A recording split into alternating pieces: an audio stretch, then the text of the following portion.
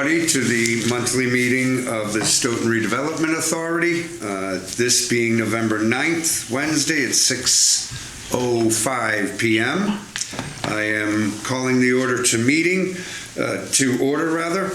This meeting tonight is being held both in person and via phone conference. We have two members who were unable to be here tonight. So according to Massachusetts law, they're allowed one phone conference meeting per year, and this is both Roberta's and Andrew Ward's meeting under that piece of the law. This meeting will be rebroadcast by Stoughton Media Access Corporation and is being recorded tonight. Citizens that want to participate by phone may do so. The number is area code 347-704-2979, and they can enter the PIN 609-564-545, followed by the pound sign. With that, do I have a motion to open the meeting? So moved. Okay. Second. Tonight we're going to be doing things by roll call where we have two members participating via teleconference. So Reggie, on the motion to open the meeting? Yes. Roberta? Yes. Andrew? Yes. And the chair votes yes. Forrest is unable to be with us tonight. First order of business, is there any public comments tonight? Hearing none. Just two things from chairman's comments. You'll notice if you're in the office, we now have a series of pen drawings hanging on the wall and some historical artwork and some current stuff behind me. These paintings, or drawings I should say, are done by a local Stoughton resident. Armando, I believe was his last name. They are on loan to us from the Stoughton Library Board of Trustees. They have a space problem there, and I had been speaking with our town historian, Dave Lambert, and Dave suggested I speak to the library, the Board of Trustees at the library, and they have graciously put these here on loan, so we get to enjoy them for a piece of time, and so does the public. These pieces will also be available. Dave Lambert is going to be having a discussion about the history of the downtown for the Redevelopment Authority coming up, and when I have more info, I'll get more info to the public. So just wanted to make mention of that. The second item tonight, so this is our first Veterans Day in this office. This office building sits across the street from Town Hall and is prominently placed in front of the bell that is run every year for those who have lost their lives for their country. I have been speaking with our veterans agent and offered the use of our office. We'll be opening the office for the use of restrooms. There's no refreshments here tonight. Some people may notice that was purposefully done. I forgot that our meeting was before Veterans Day, but I would like the authority to give me permission to pick up some light refreshments, muffins, Danish, that sort of thing, probably from Shaw's or some local store for the veterans in appreciation for all they do, and I will be making coffee for them as well. I think in lieu of the fact that we don't have any refreshments tonight, that cost could easily go towards the veterans on Veterans Day. I think it would be great. I will volunteer myself to do visual documentation, take some pictures, Awesome. So that we can put it on our Excellent. Put it on our website. I'm going to open the office. They probably won't get to Town Hall until about 9:45, but I'm going to make myself available here from 9 a.m. on, just so veterans can come and go. Members who are teleconferencing in, do you have any comments on this? It's Roberta. I think it's a wonderful idea. Thank you, Roberta. Andrew, any thoughts? Yep, great idea. Great. So just for transparency purposes, could I have a motion to allocate up to, what, $30 in refreshments? Is that a fair? Sure. We- Motion to be made to provide refreshments for the Veterans Day veterans to be held at our office up to $30. Yeah, it should be plenty. Do I have a second? Second. Is there any discussion on the motion? Hearing none, I do have a member of the public who would like to speak, and I'll allow that. Ms. Walsh? Thank you, Cynthia Walsh, 1096 Park Street. If you're going to have refreshments, many children don't drink coffee, so if you'd have water We do. or hot chocolate, because a lot of our veterans do have children. Thank you for that suggestion. All right, given that there's no further discussion, I'll roll call vote. Reggie? Yes? Roberta? Yeah. Andrew? Yeah. And the chair votes yes. All right, chairman's comments, and that's part's done. Members' comments. Reggie, do you have any comments? I have one comment. First of all, I want to thank Donna for providing the certificate of appreciation. I did print it out. It looks really good. The little edits that I put on there, thank you very much for making those edits. I will make sure that it gets framed, and I'm also going to volunteer to lead the organization in terms of the opening day and prepare a program for our grand opening or soft opening. If there's anything you need, I'm sincerely happy to help with that. But I think it really is class act for us to, as an organization, to recognize people that volunteer their time to the town. Excellent. Roberta, do you have any comments? No, thank you. Andrew? No, I'm good. Thank you. Next item is administrator comments. Donna, I had a couple of things that you had mentioned. Do you want to go over those two things? I just wanted to mention that we still have the furniture at the Hanson School, so we do need to come up with a game plan for that down the road because, it's still sitting in the office. So then the other thing I wanted to mention was I did notice that several of our minutes from the past, before I came on board in 2018, have not been digitized. We have them in paper format only, and I didn't know if the SRA would be interested in having me maybe do a notebook at a time and trying to get those historical records up onto the town website. I mean, here's the thing. Our minutes are everything to a committee or an authority. So I think this makes sense, although my personal preference would be to filter this in a couple at a time, rather than attack a past problem that we had nothing to do with all in one shot. So thoughts, Roberta or Andrew, on this? No, I do think that you need to keep the records. You need to keep the records because, we're not going to be here forever. And, records are very important to keep. So, however you deem worthy she works away at them, that's fine by me. Yeah, I think if we just, approach it at whatever she can fit in that month, no more than 2 a month, that would make sense. I don't know what it'll take for time. Donna, do you have a sense of how long it would take to scan our minutes in? 2 notebooks at a time, or? No, 2 meetings at a time. How long does it take to scan a meeting? The minutes are only like 10 pages. So 10 minutes a whack? Yeah. So 10 pages for the total? for the minutes, yeah. Oh, well, for each meeting. Yeah, for each meeting. Yeah. So if it might take, you might get through 6 sets at most in an hour.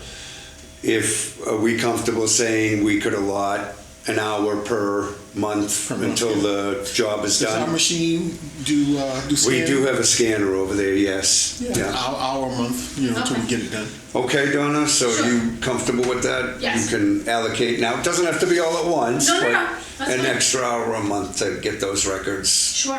up to date for I'll us. make that motion, Mark. We probably should have a record of it. I agree, Roberta, thank you. Do I have a second? Second, Okay, any further discussion? Hearing none by roll call. Reggie? yes. I would have called on you last, did I say that? Roberta? Yeah. Andrew? Yes. And the chair votes yes, so you've got a blessing on that, Donna, thank Thank you. Did you want to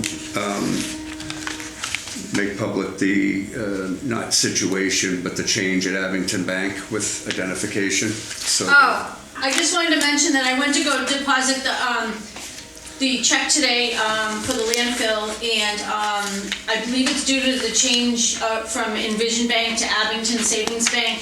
But they did require me to show an ID to, deposit the check today. I don't think it's a big deal, but one thing I will say is, while Donna was there, she was asked if she was Pam Carr. I would like us to ensure that any past members are no longer signatories on that account. I know, Reggie, you've been pretty diligent about that, but can we just sort of go through that and make sure with the bank change? I'll stop by this week or the beginning of next week, and find out what the process is. Yeah, just double check it, Yeah. make sure. Well, I'm sure her name's on there because I know I didn't take it off, and I know she didn't go there. Okay. And she couldn't take it off. No, she wouldn't. You know, so So let's get that We'll get worked that. out by our next meeting. Thank you. Donna, there was also the sign issue. Did you want to bring that up? Oh, yes, we had an issue, this week where I went by, the office and found the sign to our office on the sidewalk. I did alert the chairman, as well as the rest of the SRA. I did speak to our landlord, and, after speaking with, tenants in the building where our office resides, she did find out that the sign had been noisy when it was blowing in the wind, and one of the tenants had decided to unhinge the sign themselves. So we are working with CO Graphics, who installed our sign, to rubberize the hinges to make it less noisy. And that's an ongoing Thank thing. you. Yeah. So, is that will that be a cost to us or no. No? Not at this time, Not at no. this time, okay. No. I did ask Chris, I explained the problem to Chris from Co-Graphics. He was surprised but understanding, said he'd get right on it and hopefully have a solution for us next week. But I wanted everybody to be aware of where we were at with that. Moving on, routine matters. Was that it, Donna? I'm sorry. Yes, thank you. Okay, I thought it was, but minutes from our previous meeting. Do I have a motion to accept the minutes as written? Okay. I do have a correction here. Okay. That we did, that we found out after the meeting was actually over. The 100. Where are you? I'm on page 5. Page 5. Sort of second paragraph. The motion was amended to reflect that Ms. Carr would reimburse the SRA the $122.12. And I think that once we went through all of the bills and adjustments and things of that nature, it actually turned out to be $34. Would you be amicable if we added a line there explaining that absolutely. rather Yes. than deleting it? Because she did record it accurately. Yeah, but- no, it was recorded accurately. Yeah. But it's just that, I want to make sure it's reflected that, she only owes us $34 as opposed to the $120. Absolutely. $2. Yep. So is everybody okay adding that line to the minutes and approving them with that addition? I think you should, I have a different think we should accept the minutes because that's what was spoken. It was. And I think Reggie should make a motion at this meeting like he just did to say he wants to change the amount from A to B. Because that's what was said at the meeting, that amount. And if somebody reads the minutes and watches the tape, they're going to say, wait a minute, this isn't correct. So, Yeah, no, that's a good point, this isn't Roberta. correct. That's a good point. So this set of minutes from the November's meeting Exactly. will identify what you just spoke about. So if you're comfortable with that, I'm comfortable with we'll leave the minutes as is. Anybody else have any additions or changes to the minutes? Either Andrew or Roberta? No, No, I was just thinking, wouldn't the footnote just identify what we're talking about tonight, or I guess Roberta's process? Yeah, I agree. I think Roberta's approach here is probably the best one to make. We're right. We didn't find out until after the meeting was adjourned. So, all right. So we have a motion. Do we have a second? Second. All right. Any further discussion? Hearing none. By roll call, Reggie? Yes. Roberta?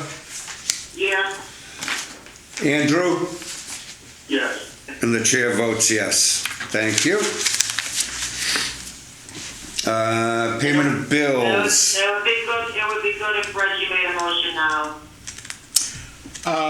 Yes. I don't think it's necessary. We're recording this meeting and there'll be ample minutes and Oh, okay. You know what I mean? Say that you really only owe $34.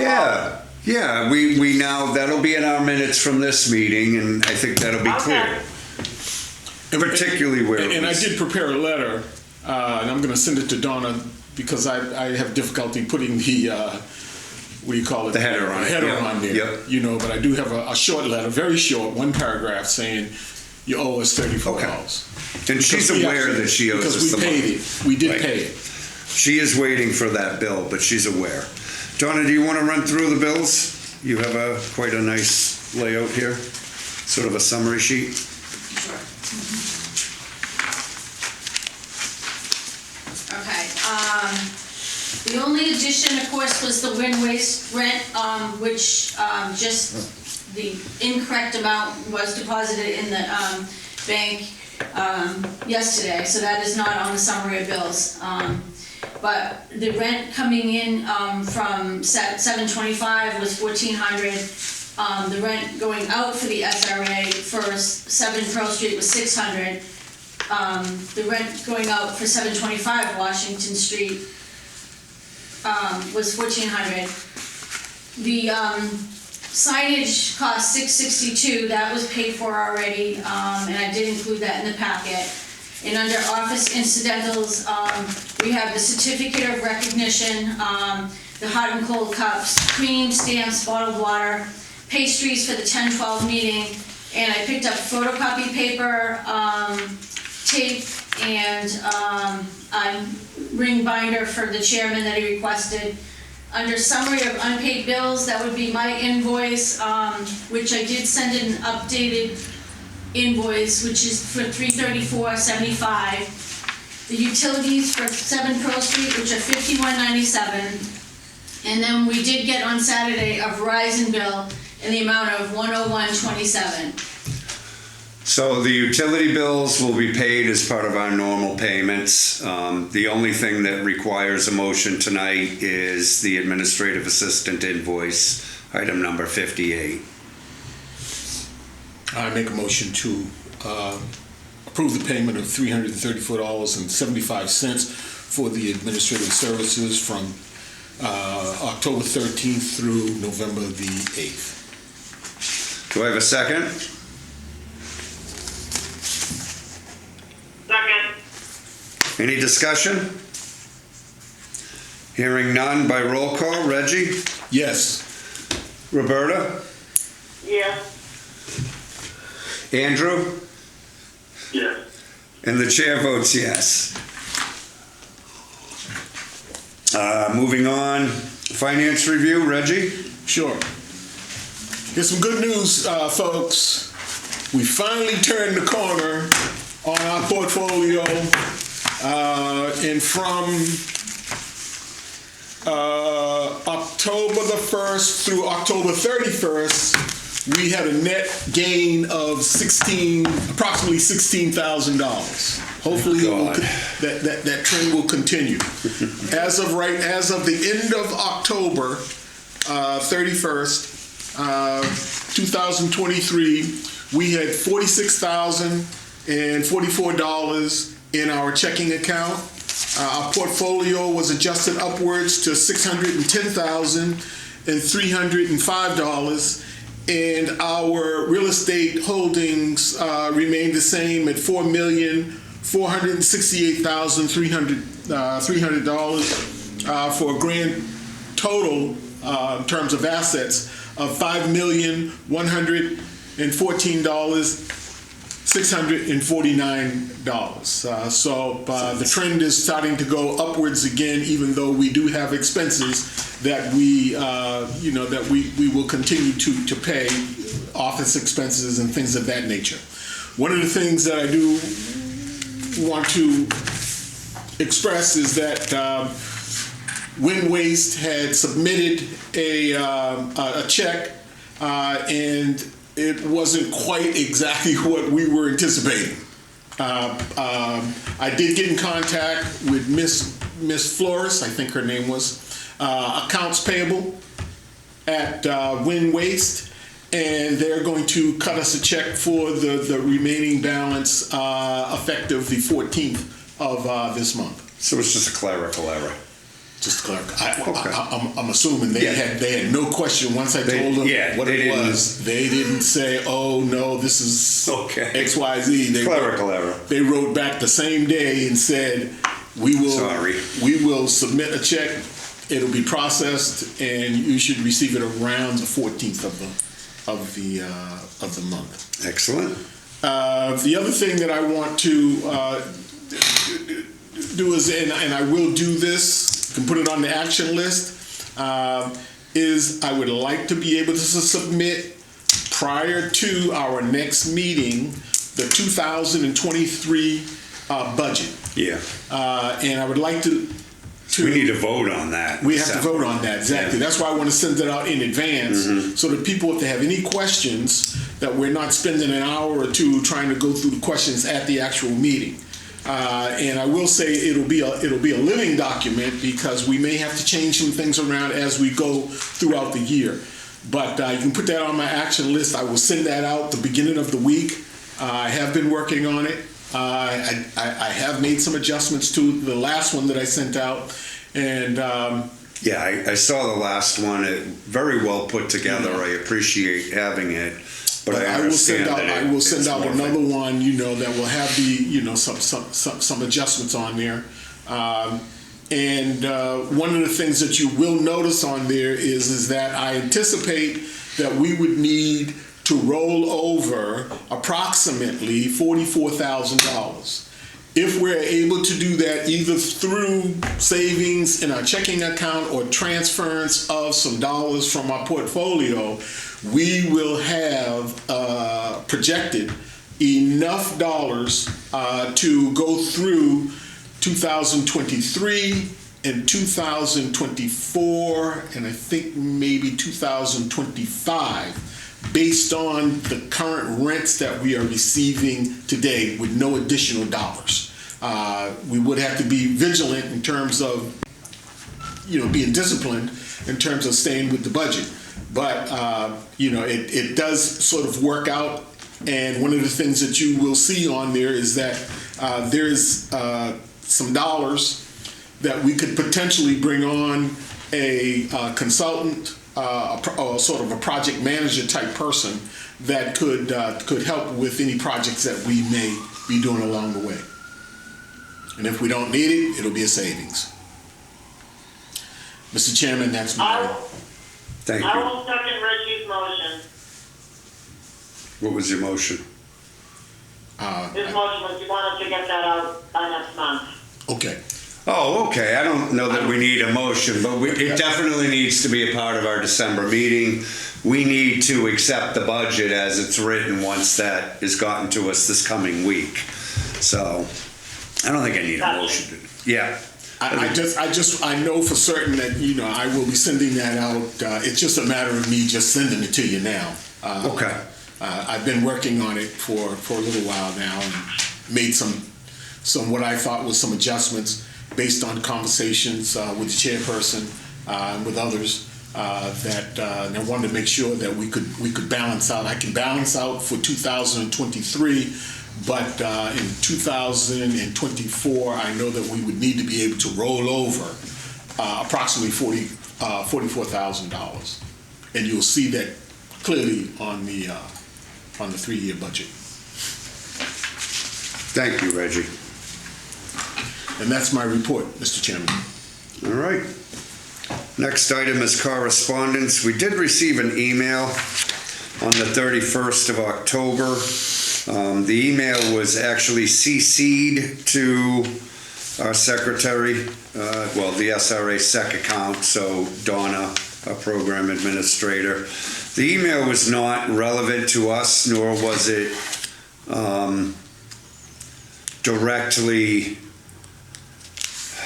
addressed to us. This was a back and forth between our procurement officer, Fran Brute-Needy, so I took no action on it. It is essentially an email talking about bidding on an asbestos job, which we have nothing to do with. So it appears that Fran is taking care of that item, and it is not something that we need to worry about. And that was the only correspondence at this time directly with the SRA. So action items list. Donna, you had a series of things you took care of. Yes, I did. I saw that. Tom has been contacted about excess furniture, haven't heard back. So the date to the SRA on the meeting with the developers has been put on hold right now. And we'll get to that reasoning at another item on our agenda tonight, but we did not feel, after talking, Reggie and I did not feel we could move forward until we had addressed some things that the subcommittee had brought up to us. So that's why that has not been completed. As I mentioned earlier, the Board of Trustees at the library has provided us with pictures for the time being. So updates from the CPC. Real briefly, the Community Preservation Committee, along with the Conservation Committee and the Glen Echo Renovation Committee, had the grand opening of the Glen Echo Park, which is now complete and open to the public.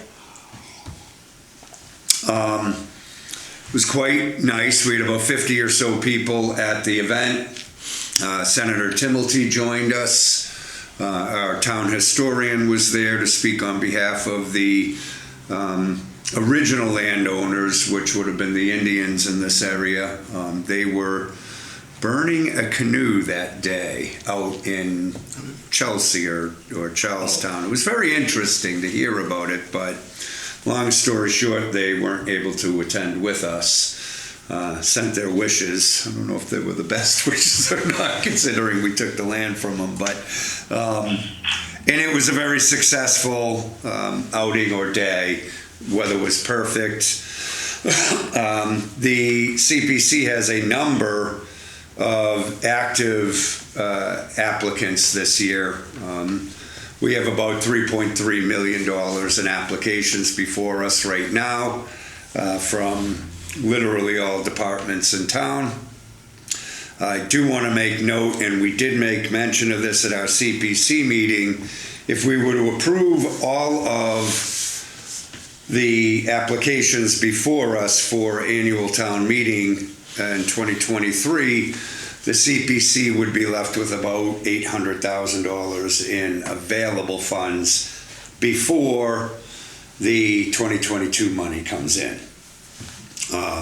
So we're always a year behind with the state match. We do get our town match, but that comes in pieces and quarters, so to speak. So the intent of the CPC has been to actively use the money that the taxpayers bequeath us through a line item tax. And I am happy to say that we're doing that, and we're very active, and now we're starting to find where we have to pick and choose things.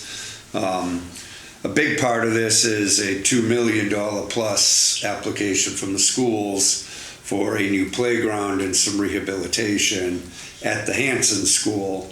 But we've been steadily every year spending $8, $9, $1.2 million, $1.8 million. So I'm not proud of the fact that we spent the money, don't get me wrong, but I really feel like that we've been working hard to meet the needs of the town in the best way we know how.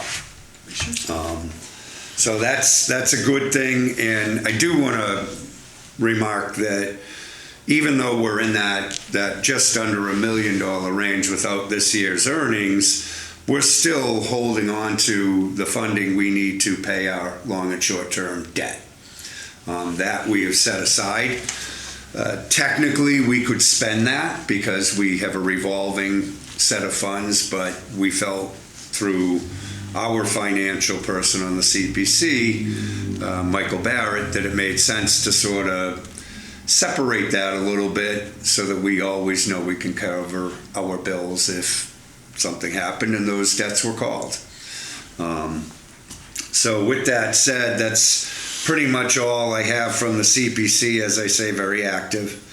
And Reg, did you want to talk a little bit about the press release? Yeah, the press release, as many of you know, was completed. It was a little lengthy, and Roberta had agreed, and she did complete sort of a shorter version of that, sent it around for comment. Looked okay to me. As did it to me. And it's just a matter of now of putting it into the suburban shopper and wherever else we might can figure out to put it. Okay. So thank you very much, Roberta, for the work that you put into that. And if folks agree, I can make sure that it's in there for prior to our next meeting. I think that would be a good idea. That way it'll sort of gel with the soft opening. Yeah. People will get an idea of what's going on. Roberta or Andrew, any thoughts or comments? Yeah, I do. Do you want to go first, Andrew? Go ahead. No, go ahead. We still need to plug in the numbers on the bottom. Whatever. Oh, yes. Wherever. Yes. Yeah, that needs to definitely be plugged in, and I obviously I can reset that once I know The phone. exactly if we're all set to go. It's the 341. Whatever. No, I don't remember. I don't have it in front of me. But there was definitely the main piece was missing from it. Yes. Either the website or there was something. Is the website going to be all ready to go by our next meeting? I think we're just going to do Well, remember the Put website? something in and then going to a blank page. Yeah, the issue with the website is we decided to take no action on that until January. So we will not have a website for this. That piece will have to be removed. Right. And but we will. We want that section removed then. Yes. But we will make sure that telephone number is there because it was missing. Yeah. Okay, yeah, if you just send me that correct information, I will definitely get it back to you as soon as possible, and that way you can put it then. If he's going to take an advertisement out in the suburban shopper, I mean, obviously I can put in town crier, which is no cost to an organization like this. I think we would have to take a vote to spend the money to put an ad in because I don't know how big of an ad that you want. Obviously, I set it as a full page. Can be reduced to a quarter, but I don't think you're going to be able to read it. So you're talking, I don't know what they get for a full page now, probably $500 or $600. So I think we'd have to take a vote. Yeah, it's about 600. This is a press release, so you may want to speak to the suburban shopper and see if there's either a break or... They're still located, right? They are, right at just beyond Walgreens on Central Street. Yeah. That first brick building there. Yeah. That's this week. That's a good point, Roberta. And I mean, once Andrew's made his comments, I think maybe we make a motion so that this can move forward, but it can be an up to and only if motion, Andrew? Yeah, I just wasn't sure if we had a strategy around distributing it electronically. And or if that's the case, how we would do it. Well, electronically, we could certainly use our webpage on the town website, and Donna can put it up on Facebook. But as I had mentioned earlier, we voted not to take no action on the website that the BSC had created for us due to budgetary concerns. Am I essentially correct with that? That's correct. So we don't have a website available to advertise at this point in time, and won't until January. Yeah, I was more talking about Facebook or some other platform. Well, then Andrew, you mustn't be looking at the town crier. You mustn't be looking at the town crier on Facebook. No. Well, I'm just I'm saying, not on Facebook I'm not, myself. okay, I know a lot of people aren't, but I will say when it is distributed on, when I do distribute the town crier, even if you are not on Facebook, you can go to the town website, and when you go to the main page, it says town crier. Yeah. And Trish downloads it every single week, so you don't have to be a member of Facebook to see it. And on Facebook, it goes to 6 different town websites. Oh, that's good. So it goes to Newsies, Stoughton Strong, Stoughton Community, everything. Okay, Stoughton, that's good. Stoughton News. So Something. there's 6 places that do. It does reach a lot of people. That you are on Facebook. And like I said, it is on the town website. So there's really, as long as you have an internet, you can access it. Great. That's pretty cool. Thank you. So, Roberta, real quick question for you on that. Can you put a link on that would direct somebody to like one of the sub pages on the town website, or? It doesn't work that way because it's a PDF to a JPEG, so unfortunately it doesn't work that way. Okay, so you cannot do that. Yeah, you can't just click on a page and go to somebody's website. No, you can't. Unfortunately, it doesn't work that way. Okay, thank you, that I mean, I helps. can send you a separate thing of that. When it's done, you'll have it corrected and you can post it wherever you want on top of it. Yeah, You know what yeah, I'm saying? I do. Yeah. I just didn't know if it was, how the crier worked on that piece, so. Yeah. The only other thing that I would add, I know that each of us on the board, has a list of people that we stay in contact with, that we, probably should send it out to those individuals as well. If we get Yeah, when it's updated, I can send you a fresh copy with the correct information at the bottom, and then you can send it to whoever you like. Okay. Okay. Now, you had agreed to, Yeah, no, I think at the BSC. last meeting, I provided a breakdown of all of the BSC invoices and expenses that were owed. yeah. So that's actually completed. This is actually about the website, but I think we want to put that on hold until January, where we've made a decision to take no action until then. on No, the I think website. I'm talking about the one where it says agree to provide cost breakdown of BSC. Oh, I apologize. Yeah, and that is complete. And there was one page at our last meeting that I had broken down all of the invoices and the expenses and what they were for, and how much would actually be owed at the end of that. It was approximately $17,000. Okay. Again, we put on hold for the website. Yeah. I do have what I think is a pretty good, at least community benefits package to discuss with the banking institutions.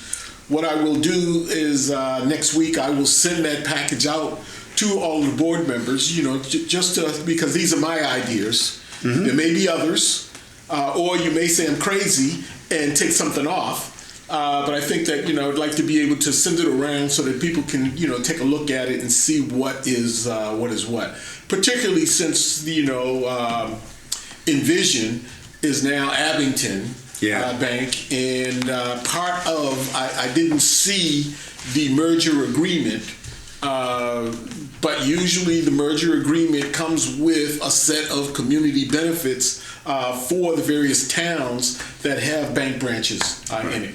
And clearly, hey, we're right here, Envision Bank is here, and Abington Bank probably has committed to providing a community benefits package. What that might be, I have no idea. But once we have that meeting, we'll present our stuff, and then they will be able to say this is what we've agreed to. So, from my opinion, I'd like to strike while this is hot. Yeah. Abington, the transfer from Envision to Abington happened from Friday the 4th to pretty quick. Monday. So this past weekend, they pretty much shut down all services to make this happen. Yeah. The bank has been very busy with minor, typical stuff. I had to myself go in there this week to resolve an issue with their mobile banking. The point I'm trying to make is they're going to be through that in the next 3 or 4 days. So the quicker we move to have a sit down with Abington, the better I think we are. Our regulars over here aren't, seemingly those faces aren't as visual as they were prior to this. So I have it ready. It's important we attack this at a, not attack, but approach quickly. I will send it out before the end of this weekend. I appreciate that. So that everyone can take a look and see what I'm suggesting and see if there's any other suggestions that could be added to it. So one thing I will say is, please, as all members, let's look out for this email from Reggie. I'd like to be able to work quickly on this. I don't want this to be sort of lost in the shuffle, if you will. And right now, Abington is very willing to help those who are frustrated with this merger. So let's get in there and put a nice smile on it, get everything we can. So please, folks, look out for that email so we can move forward on this quickly. I would like Reggie to get something done within the next couple of weeks with the bank if possible. Sure. If we can do it before Thanksgiving, maybe it would be nice. It'd be great. They'd be in a good Thanksgiving. At least get it on their radar by Thanksgiving. Right. Even if they can't find the time. I actually created the letter around the greeting packet for the businesses in town. We did have a short discussion about calendars and other things that we might want to use in terms of marketing. We have some dollars left in this year's budget for doing some of that marketing, but I really tried to push most of it into 2023. One thing around marketing, and I did do some research on constant contact, and at one point I know they were talking about $50 a month to be able to distribute whatever it is that we wanted to distribute, how many times that we wanted to distribute it to all of the businesses in the town. It's like $600 a year. Yeah, right around there, but $50 a month. It's based on how many businesses that we actually contact. So, for example, if how many email addresses? Yes, how many email addresses? Okay. Exactly. And I know it's like 500. I want to say 500 to 1,000, and 1,000 to 5,000. In terms of that. Now we do have the listing of all of the businesses. They did not, and we do not have it in a format that I feel comfortable with, which was Excel. But I did talk to the constant contact people, and they indicated that, as long as we had the list, they could help, upload or download whatever it is so that it would be in such a way that all we had to do was put whatever information we wanted and hit the button. So I'll continue to do the research on that. I kind of pushed that into 2023 budget in terms of the marketing, though. I understand that. One thing that hadn't been brought up last time would be, and I mean, stationery isn't really even something people use anymore, Right. but if we did have something to hand out in the packet, something saying proud Stoughton business owner, something along those lines would be, you know, I'd be comfortable. Businesses use pens a lot. And notepads. And notepads. So maybe we can invest into, you know, a batch of notepads and some pens for the immediate, and then look into the constant contact for 23. Now, one of the things, you know, and it's kind of haphazard, you know, we all know of different businesses that might open. One of the things is that we need to establish that relationship with, I'm not sure if it's the Economic Development Department or the Zoning Board of Appeals. It's the economic, you know, it's Pam McCarthy. As a new business comes on board, you know, we should be able to, you know, send that letter and whatever paraphernalia we want to send to them. So one thing that I would suggest as an authority as a whole, it might behoove us to request Pam's presence at our next meeting in December rather, and have a game plan for her. And let's get her opinion. She might be able to give us some real valuable information. That would be great. Is everybody comfortable with that approach? I am. Well, you're sitting here. Yeah, I guess so. I guess I'm still kind of lost, because I don't know. Yeah, bring her on. I'm just at a loss here. I don't understand what we're trying to say to current businesses. I thought it was in a different direction. I thought you were trying to, whatever. Yeah, have her on. That's fine. I'm like I said, I'm at a loss. The point of this is, as we discussed before, having something available for businesses when they open here in the center as a welcome package, and also the building of a marketable list of people that we can tap into, that we can encourage them, assist them with improving their businesses, whatever they need from the town, become that go-between, if you will, or that outlet to assist them. This is something we've talked about at other meetings, so. No, I realize that. I guess I'm thinking more of the urban renewal plan, and really this doesn't really have anything to do with that, so. Yeah. Well, it actually, that you're looking at. yeah, no, it has a great deal to do with that, because as the URP becomes active, presuming for the moment it does, then this is going to be something we don't want to be thinking about then. We want to have a game plan in place. Yes, we'll be touching new businesses as they come forward in the interim, but, you know, if all goes well, we're going to see some pretty drastic changes pretty quickly. Yeah. That's the point of the urban renewal plan. And one of the things that we discussed, it's been a while since we discussed it. It may have been in 2021 when we discussed it. We were talking about not just putting things on the website, you know, and hoping that people would find their way to it. It was a way of being forward thinking, telling people what was going on, and if they needed additional information, they could go to a website or give us a call or whatever it might be.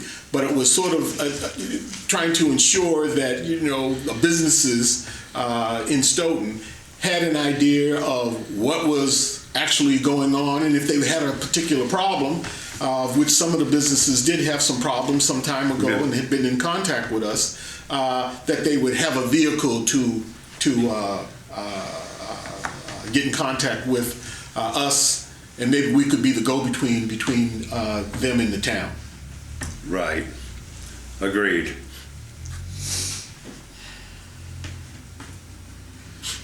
Yeah, I guess I would just say on the constant contact front, we would have to figure out what type of content we're trying to push out.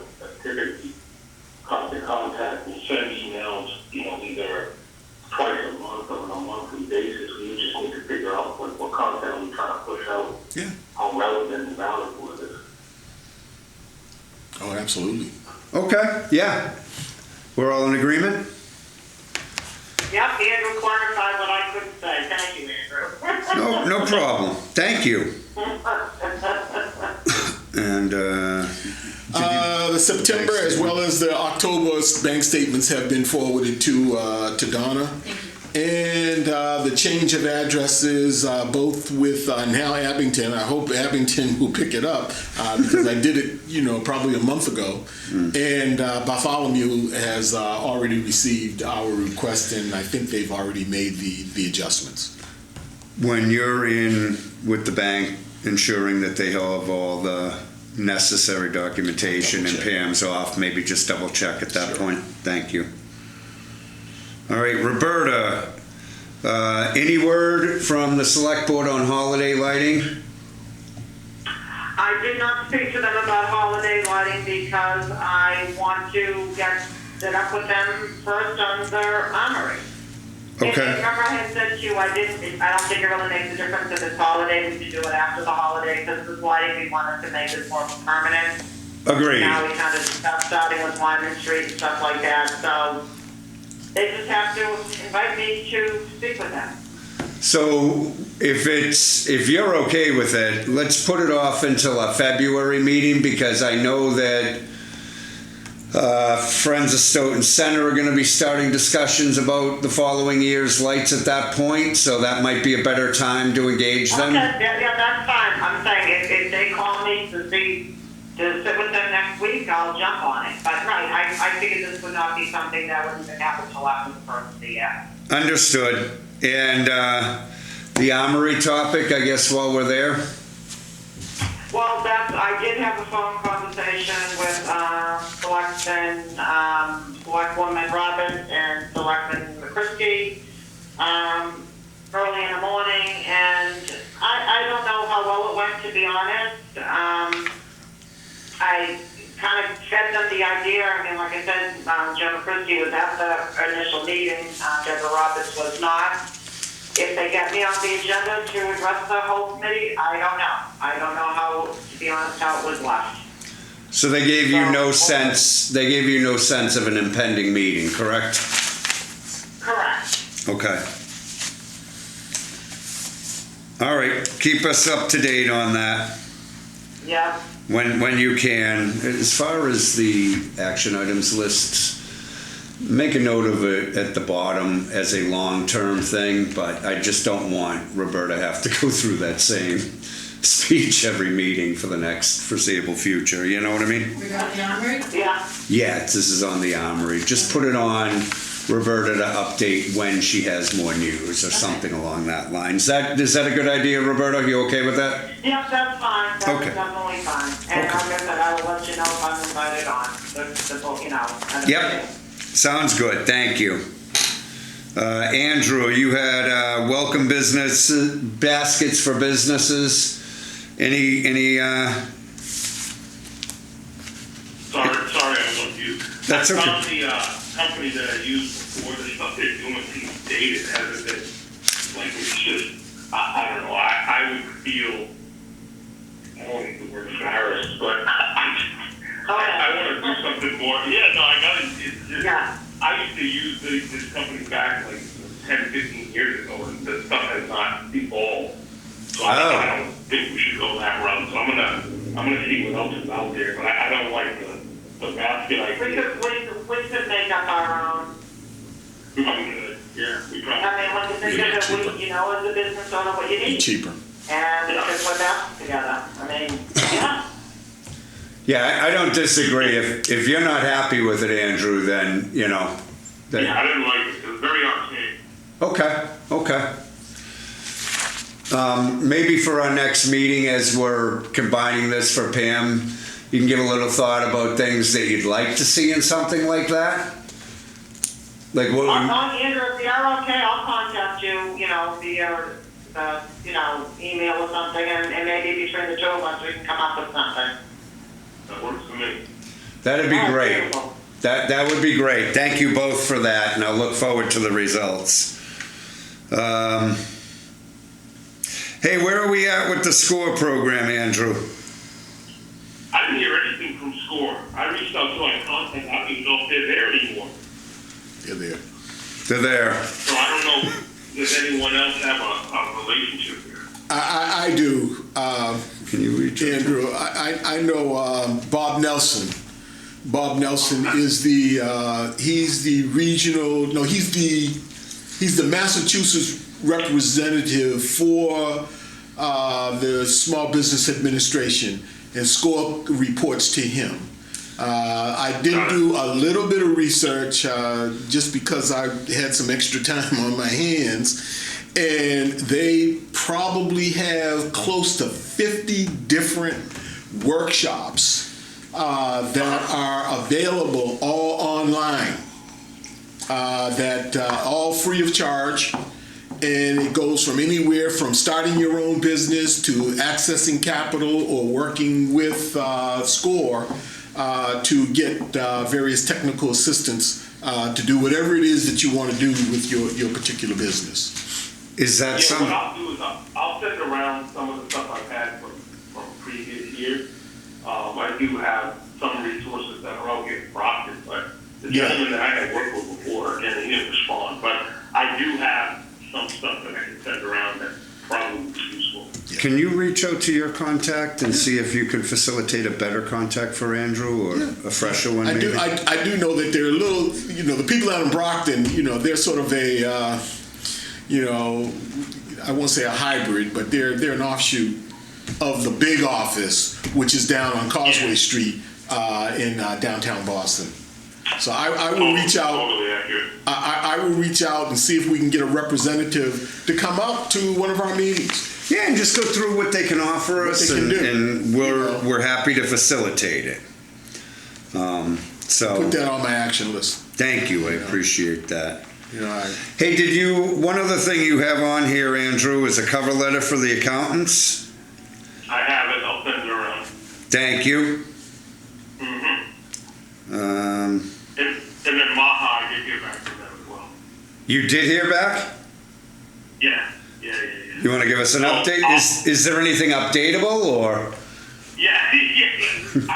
I'll forward the email to everyone to see kind of what direction we want to go in. He said that they're definitely open and welcome to helping us, but Okay. he had some clarifying questions. So I'll share that email just to make sure that we're all on the same page in terms of when I circle back with him, that we're all in agreement on how we approach it. Excellent. All right. We've already talked to about other pieces. The insurance carrier is something that I think we got to start looking at the first of the year. Yeah. And if we're going to make a decision on our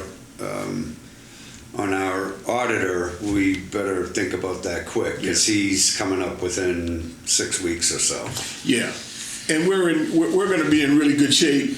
And the reason being is that with the new administration coming on board, there's going to be quite a few changes at the Department of Housing and Community Development. It'll be one of the last pieces of information that they're looking for from us. So we'll have some time. Yeah, but we still want to. We should, kind of like move forward with that. I did prepare something to let our current accountant understand that, it's been a number of years, and that we would be, hoping that he would rebid or give us a new price as we're looking to make sure that we're transparent and not just holding hands with the same person, for forever. So he's been notified, and like I said, unfortunately his wife has passed away. Yeah. And sorry to hear that. And back in January yeah. So it'll be a matter of us, reaching out to some of the other accountants just to get a bid, to see, how the price is. It's not that I have concern about his pricing, but I think as a state/municipal organization, we have we should do duty, a responsibility to look into. We should do it every 3 years. Yeah, absolutely. We should do it every 3 years, just so that people don't get too comfortable with us, and that's with the insurance companies as well. Right. I'm gonna, with the authority's permission, I'll reach out to our procurement office and see if they have a list of people that offer those services. That might help us make our decision. We can get that ball rolling. I can work with you to sort of piece that together. Does that work? That works. Okay. That's it on the action items list. Item number 3 is 100 Page Street wind waste request. So this is, I received an email from Matt Hughes from Wind Waste concerning some runoff on the C&D facility. That person put me in touch with their environmental officer in Stoughton, Scott Turgeon. And I went out on site, met with Scott. I have communicated with James Conlon, our environmental officer here at town, and we have decided that what they wanted to do, which was to provide some mitigation from the runoff coming off of the landfill on the eastern side of the landfill, which is where the C&D facility is located. Between the site visit and discussions with both Mark Tisdale as our engineer, even though he's also our interim town manager, and James Conlon, it has been decided that their response to this was the best at this point in time. It doesn't guarantee a fix, but it's a current mitigation. So they've been given permission to do that. There is no cost to us at the authority. This was really just going through the right channels, and I was actually very happy that Matt Hughes did reach out to us. I had a great conversation with Scott at Wind Waste, and they're very willing to accommodate us in any way they can. Just a brief update. They had received permission to do the stormwater clean out, the basic clean outs. They are anticipating starting that any day. They're just waiting on final contract signing with upper management at Wind Waste. Additionally, Conroy Redevelopment through Rich Fernandez, our contact there was contacted. Formal permission has been requested from him, struggling to get that in writing, but all of us have heard it from his mouth, but I need it in paper for the sake of what we do here. Those of you in the room can't see it, but I have about a 700-page document in front of me, which is the Stormwater Pollution Prevention Plan. This is a document I requested Donna put together for me, because this is something we have to have. This is a compliance issue with the construction and debris facility. This document wasn't on our radar prior to this. Scott Turgeon was very willing to provide it. I had to print it, but he sent me the entire package. I had it printed here at the office, and Donna bound it for me. This will remain in the office when I don't have it at home. Right now I'm going through it, organizing our contacts and ensuring that all the necessary things are in place. This is a part of what Conroy is supposed to be doing through Wind Waste, and that we've lost that a little bit. So within the next 3 months, I hope to be through the entire 700 plan and have a game plan working with James Conlon. We won't have a meeting with James until probably after the holidays because he's very busy. He's our environmental officer here. But I have requested that he sit down with me afterwards. So both the town and the SRA are on exactly the same page with this. Did we ever send a letter to Conroy or Wind Waste? Not yet. Not yet? Okay. That'll come up later. But that's the report on this. I bring this to this meeting now for 2 reasons: transparency, A, and B, you need to know what's going on up there. So at this point, that's where we're at. I will keep you informed as we continue on. Okay. which moves us to the next item. Item number 4, hybrid or in-person meetings. So both members here tonight that have called in are calling in under the original law that allows a member to phone conference in once a year due to extenuating circumstances. Governor Baker had put into law virtual and hybrid meetings.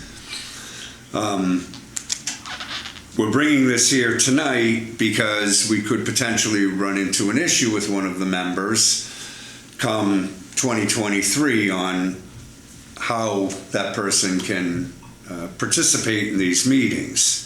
So I have it on here as I would like from the authority in general a decision. Do you want to run hybrid meetings or not, or virtual meetings? So with that, I'll open it up to discussion. Well, I guess I'm the elephant in the room because I will not be around for 3 months in the winter. I prefer an in-person meeting. It kind of stinks when you're on the phone. I like the fact that we can sit together and discuss things. And I don't mind calling in. It's just that I think that maybe if Baker extends into like this is the normal way of life now, we're doing hybrid meetings, we're good to go forever, then it may be something we should be able to have the ability to do in the office. So if I can hybrid in or Zoom in or whatever you want to call it, when I can't be there physically, that would be great. But it's good till March. I don't know if we kind of sit and wait until March. I mean, I would hate to just let's just go hybrid now because that to me is ridiculous. You know, I don't think it's fair to people. I think the meeting should be live as long as they can be live. So I did, Roberta and I had this discussion, which is why this is on here. I did speak with Trish Shropshire, our IT director at Town Hall, because I needed to understand what we'd be talking about tonight. So they run their hybrid systems through basically a stripped down desktop computer, a camera on a large monitor, 70-inch monitor. So did not price any of that like to a T, but Trish and I estimated that the costs would run somewhere between $6,000 and $10,000. Yeah. Well, I'm trying to put the facts out there, Roberta, so that everybody's aware. Now that's a municipal purchase, so we all know what happens there. But I guess what I'm saying is if we make a decision to do this as a hybrid, I need the equipment because hybrids must be open to the public. So people can call in or dial in on their computers. I don't have the ability to handle that right now with a laptop, which is how we're using a phone conversation tonight. That's why there's no video. It's strictly a phone conversation. Yeah. So I need some direction from the authority as to where you want to go. Well, I'll speak again. I guess I'm just saying I find it kind of odd that you can Zoom into a meeting, but yet I can't call into a meeting. And I'm only allotted one a year. That to me just makes no sense.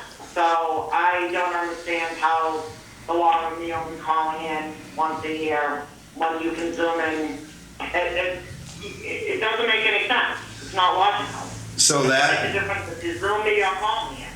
that information was given to me by Kelly at the town clerk's office. She explained that if you have somebody entering in, and she was actually concerned about this, but I did go back and read the law. It's clear. He didn't change the law. He added to it with the virtual as a response to the pandemic. So the original law of a person being able to call in via phone conference is still in effect. That hasn't changed. If they make this a permanent thing, that it very well could change. I don't know. And that could alter what we do. But at this point in time, I'm going by the phone conversation because it was the conservative approach. It was the safe approach. I know we can do this. And tonight, I mean, it worked out very fortunately for Andrew on top of it, so. Right, because we wouldn't have a quorum. Right, well, yeah, if we had you, we would have, but you're right, we would have had some struggles. Right. So I'm not denying it. What I'm saying is that if we choose to go hybrid, I'm going to need equipment. Yeah, And that's a decision for the authority. Right now, we don't go hybrid, because that's just the way it is. That's ridiculous to spend that kind of money. Yeah, the cost is prohibitive, even if it was on the Who low knows side. what we get for prices? Maybe it ends up being $5,000, but still, I mean, it's $5,000. $5,000 would be prohibitive too. Yeah, I'm not. We got this office Right. for a reason, and I understand, Roberta, your position, but I can't help but. So on the law, does it, because other people can call in, right?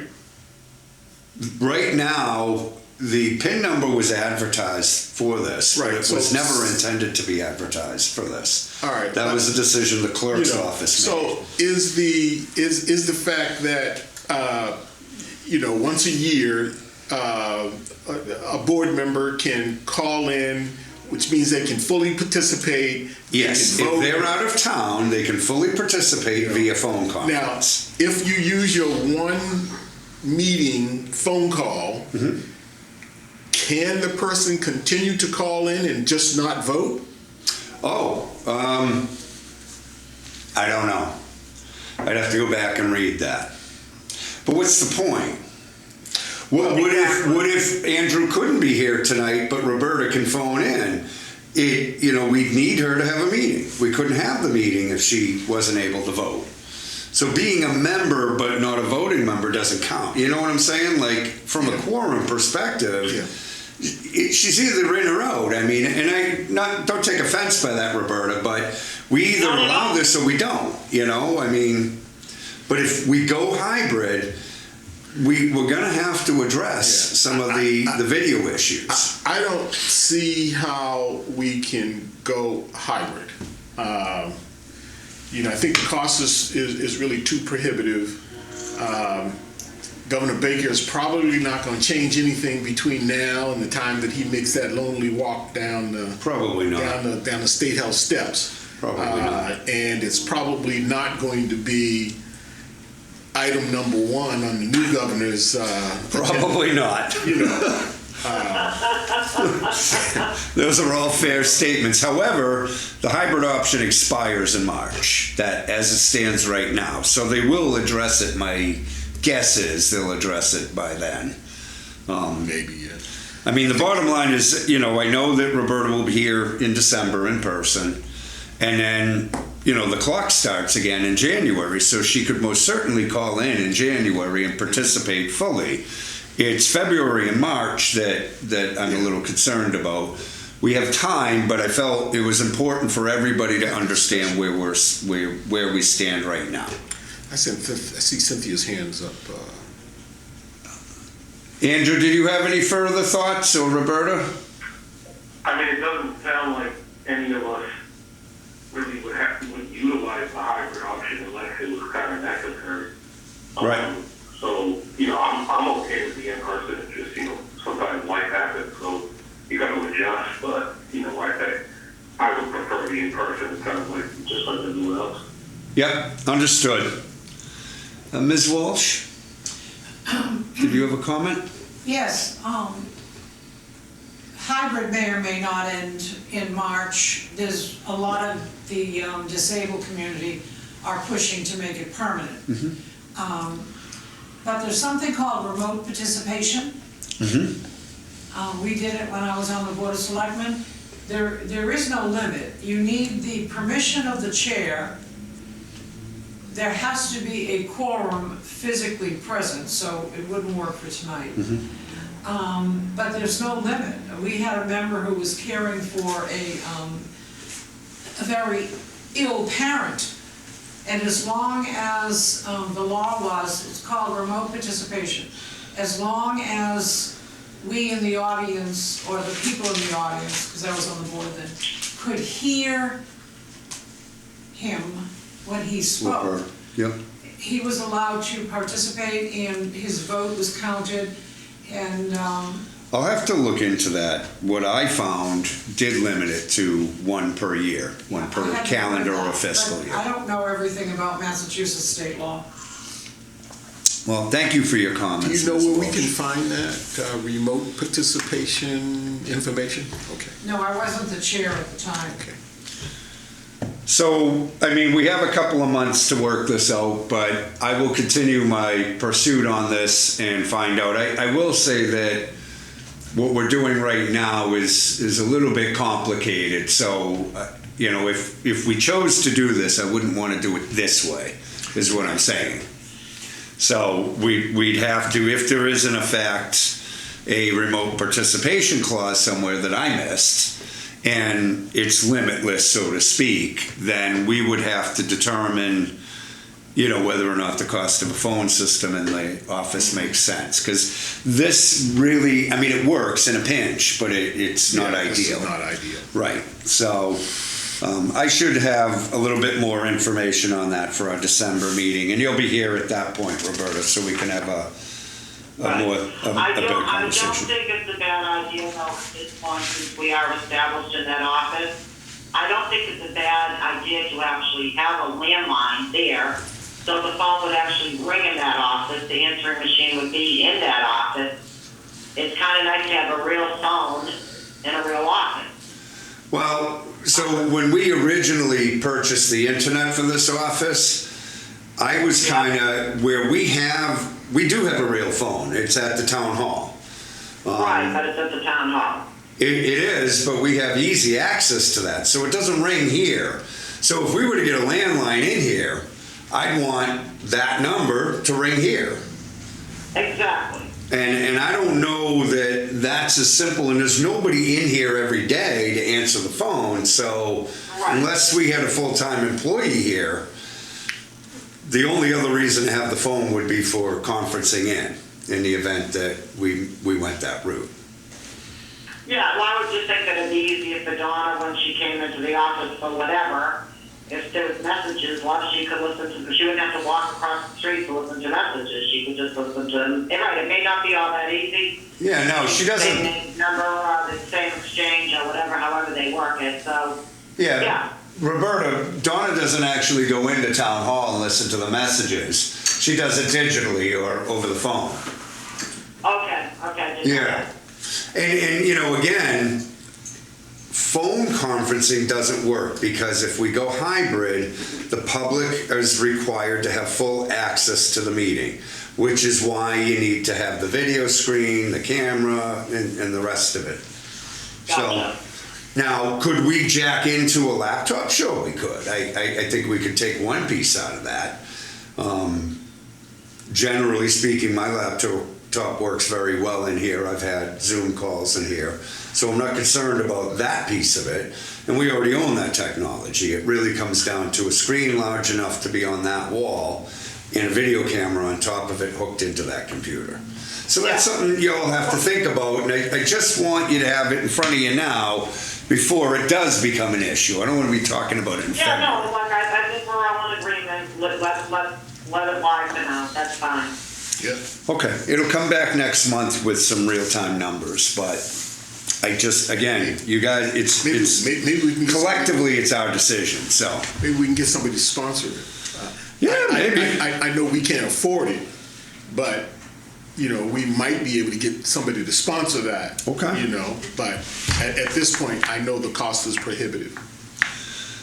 Maybe that's something you can look into, and Yeah. I'll look into the other side of it, so. We'll add it to the All right. benefits piece. I'll get you some numbers so you know what you're looking for. We have a whole bunch of executive session minutes that we're looking to approve tonight. These are, at our last meeting, Roberta had asked that Donna go through the minutes and just sort of play catch up a little bit. I think it was a good idea. So we have minutes from November 7th, 2021, January 12th, 2022, January 31st, 2022, February 9th, 2022, March 9th, 2022, March 30th, 2022, April 13th, 2022, April 27th, 2022, May 18th, 2022, August the 10th, 2022, September 14th, 2022, and October 12th, 2022. These minutes cannot be released to the public as the items on these minutes are still relevant and active. However, we need to approve the minutes, not for release, but for approval. So when it is time to release them and everybody's moved on and those issues are resolved, they can be released by any board. So this is a necessary thing for us to do. Do you want to approve these as a package? You've all received these and had them from some time. Can I say something? Please, yeah. I'd like to make a motion since I wasn't at half of them. So I want to make a motion. I want to make a motion first to accept August 13th, 2022.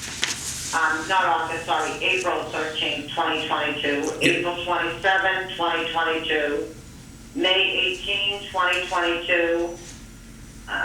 June, I think that's June. June August. 10, 2022. It's August 10th, yep.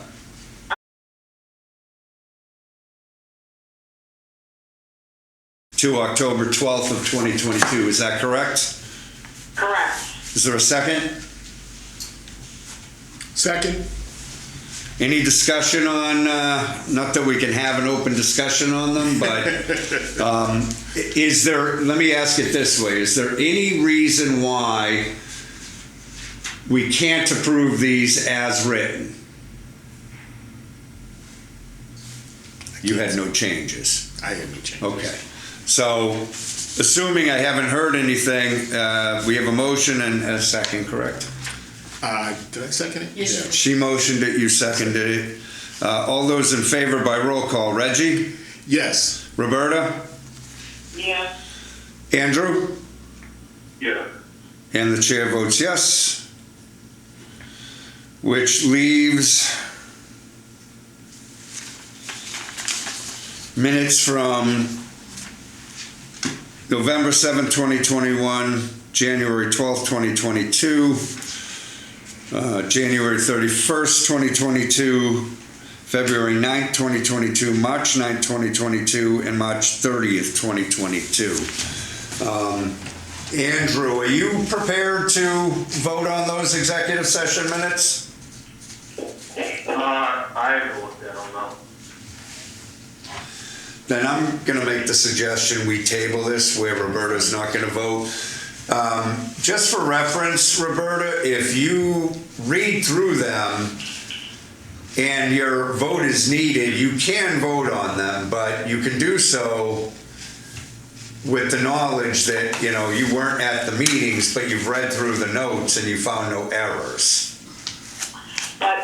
But no, I agree. I'm not there. Because Yeah. You said that black and it really was blue. I don't want to say yes, you know, because I wasn't there to use that. Absolutely. I don't So, feel comfortable voting for a minute that I wasn't there, so. no, I'm not suggesting you should. I'm just letting you know that if you had to, you could. So at our next meeting, Andrew, if you could catch up on those minutes, and Donna, if you'd be kind enough, send him just the minutes that need to be gone through, and then we can vote collectively on that at our December meeting, okay? So we're going to table those minutes from November 7th, 2021 until, or through March 30th, 2022 until our next meeting. With that, item number 6 is Urban Renewal Plan Markups for SRA Select Board Subcommittee. So, while Reggie is indisposed for a moment, let me give you an understanding of why this is here. Reggie and I met with Select Board Member Carrera and Select Vice Chair Cavey from the Select Board about 4 weeks ago now. It was a very productive meeting, and one of the things that came from that meeting was they felt it would be very useful to have digital mock-ups of some of the changes that we're discussing. I reached out to Heather Gould and Jeff Vassar from BSC because, you know, I didn't feel comfortable just having it done, and I asked for a price on just one set of drawings. And the response I got back was quite a bit of money. It was just under $5,000 for one mock-up.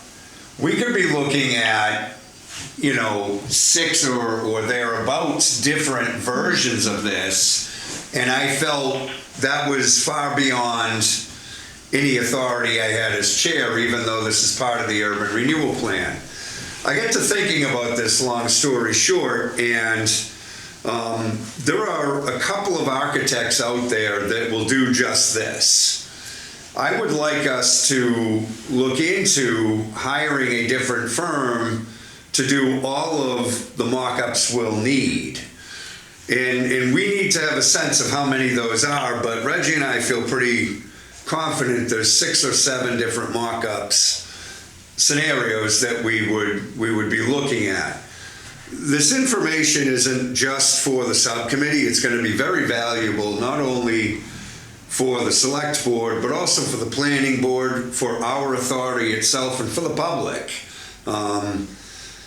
However, you know, at $4,600 a whack, that was a bridge too far for me. So I'm not requesting, I guess I'm requesting permission to reach out to a couple of architects. And if somebody knows somebody that does this type of work and wants to do CAD/CAM work, by all means, I'm wide open. But I'd like to compare the cost of hiring a separate firm to do this versus going through BSC. Comments or questions about this? We may want to compare multiple firms. I'm sorry, Andrew? We may want to compare multiple firms. I agree. We're probably going to get 3 bids on this at minimum, and I have no idea what the cost will be, but that's my intent, would be to get 3 competitive bids and see where they land. Yeah, I don't have a problem. Go ahead, Roberta. I was thinking, Andrew done? Yeah, you can go ahead. Okay. I guess my question to you is what the selectmen asking for seems unreasonable, or is this normal? I feel this is normal. All right, so why would this BSC group, I don't understand the amount of money that you pay them, or would pay them. I don't understand why they can't give you what, I just find it, I don't know, I think to the cookies they can't have them. Well, because they don't do architectural design, they're consulting. Right, but they do have some type of, I guess I'm misunderstanding that what the select board wants, is looking for, I guess. We're going to be creating computer-generated mock-ups of our center with changes in place. For instance, let's just say hypothetically, we decided to take the post office, and I'm using that because it's not a likely scenario. So that's why I'm using the post office as an easy one. We were gonna take or purchase the post office, and we were gonna put in a park and apartments and retail on the bottom floor. The computer generation will show us through what's called CAD/CAM. It's a version of architectural drawings. Yeah, I know what it is, yeah. Computerized, yep. That will show us what it would look like without the post office there and with a building in place. The problem is there are at minimum 6 sites here in Stoughton that this needs to be addressed. Where So my question to you is, Phil, is, say we're talking about the post office, how do you know that there's going to be an apartment building in a park? Who do you have that's going to build this apartment complex? I just don't know how you can say something is going to go somewhere when you don't have the person who's committed to put that apartment and park in the post office. So, as you know, the urban renewal plan is a set of priorities that I understand that. yeah, and that is what we're focusing on, those sets of priorities. So we would take our top 3 priorities, which are multifaceted, some of them, and we would have mock-ups done on those. That's the whole purpose of doing the urban renewal plan, is to advance those concepts. How they look at the end of the day, Roberta, the building could look a lot different. It could have twice as much retail and half as residential, or vice versa, or who knows. But we have to have a visual, here's where we're starting. And the idea cannot grow until that seed has been planted, nurtured. I understand that, but my still thought is, say, just, I'm going to make up, you have an L-shaped building that's 3 levels high, and you're saying that there's retail, whatever. And no, this builder isn't going to build this. This builder is going to build a 4-story box, and the park's going to go around it. So you're selling a concept that you hope will happen, but yet you're not going to find a developer who wants that. This guy wants to do something else. So you're showing somebody something, but yet it's going to be something else. I guess I just don't know how you can show something when in actuality we have no commitment on anything to say this is going to be here. I just don't know. That's the part I can't grasp around. Well, We have nothing sold, nothing purchased. And what they are. That's where I'm baffled with this whole thing. yeah, and I'm going to respectfully disagree with you. First of all, without disclosing too much publicly, some of the properties we do have access to now. So at the end of the day, those properties could be mocked up and there'd be no harm there. That is something that could actually happen. Secondly, we have been, both Reggie and I, in discussion with developers. And you're right, nobody's signed any papers, but the mock-ups are being based largely on what the people who own the properties are saying they want to do. The key when you purchase a piece of property, Roberta, the key to it is, why would we purchase it? We're not going to develop it. So we're purchasing it so we can put it into the hands of the person that will actually fulfill the dream that we have for our town. That's really the only reason.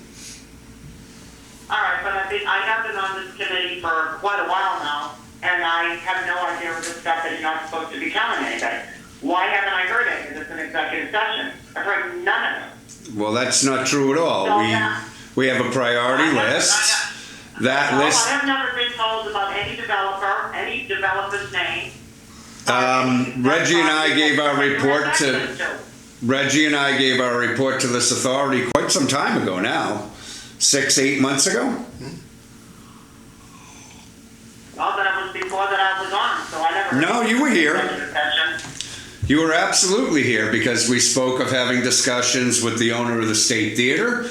We spoke of having discussions with the developer of the Drake Building, who has done other work here, Corvo Development. We had discussions about Wyman Street and the owners of those buildings. Where else did we touch? We talked about the infrastructure. Thank you. We talked about the infrastructure. We were able to get Senator Timilty to get us $2.5 million for the quiet study. This is all stuff we've been talking about right along, Roberta. Well, I guess I must have been sleeping through all the meetings because I'll even go back and look at all the minutes because I don't recall some of the stuff maybe, but you're just telling me that there's stuff that you can't talk about and then you just said stuff. So I never said that. I said without disclosing what was discussed at the subcommittee meeting, which is not, that is an informal meeting. That's a task force, if you will. I'm not at will I'm not able to put that out to the public yet because no decision has been made. We're missing a piece. We need the mock-ups. That's what we're here talking about now. Whatever. I'm not gonna argue with it. So, what do? Do we get some prices from architects or not? I think we have to get the prices on, from the architects, and then as a board, we decide whether or not we're going to go forward with any of those prices with it or with a specific architect. I think we have to I saw this as due diligence. That's what I saw this as. I don't see us being able to say we can spend up to X amount of dollars. Not at this point, not without estimate, or not without proposals of some sort. We should go and try to find out exactly what it might cost, and then the board can make a decision. I feel like that's something I can probably get done before our December meeting, get those numbers together. So, somebody willing to help me with that, so maybe we could split the load? I can also have Donna do some of the work. I can provide some architects. Yeah? Yeah. Okay, why don't you do that? I'll work with Donna to see if we can't get 3 proposals together for this. Okay? Sounds good to me. Do we need a motion for that? Let's have a motion that we engage the process of getting I'll make a motion that we engage the process of getting some bids proposals from multiple architects to determine the cost for marking up the for 3-dimensional mock-ups. Yes. For our center. Do I have a second? Second. Any further discussion? Hearing none by roll call. Reggie? Yes. Roberta? No, because I have no idea what these markers are gonna look like, so I'm gonna say no. Andrew? Yes. The chair votes yes. I'll have that information to you in December. Thank you. The next item is an executive session item. So we will be entering into executive session to consider possible acquisition of property for the purchase, exchange, lease, or value of real property if the chairman decides that an open meeting may have a detrimental effect on the negotiating position of the public body pursuant to Mass General Law, Chapter 30A, Section 21A6. And this is the lease at 100 Page Street C&D facility, our landfill. Couple of quick notes. We will not be entering into executive session tonight to address item B. And we will be adjourning from executive session. So this will end our public part of our meeting. Do I have a motion to enter into executive session as called? So move. Do I have a second? Second? Any discussion? Hearing none by roll call. Reggie? Yes. Roberta? Yes. Andrew? Yes. And the chair votes yes. I want to thank the public for their time and SMAC for being here tonight. You'll have a good evening.